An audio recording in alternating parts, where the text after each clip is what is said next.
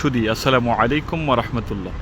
আমি এই মুহূর্তে দাঁড়িয়ে আছি মসজিদুল হারামের নিকটবর্তী সুপরিচিত একটি মসজিদে আয়েশা। এখানে এসে অনেক সময় হাজিগণ নতুনভাবে ইহরাম বেঁধে ওমরা করতে যায় মসজিদুল হারামে, কিন্তু আমরা ওমরা করার জন্য আসি নাই, আমরা এসেছি এই মসজিদটা দেখার জন্য। আমাদের হাজিরা এসেছে মসজিদটা দেখার জন্য। তবে অত্যন্ত সুন্দর এবং মনোরম পরিবেশে এই মসজিদটা গড়ে উঠেছে। আমি আপনাদের দেখাতে চেষ্টা করছি।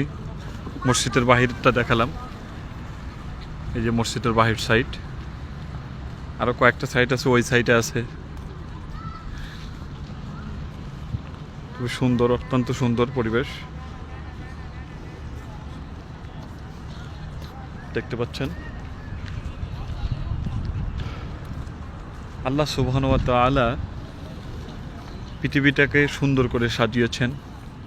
এই পৃথিবীকে মানুষের বসবাসের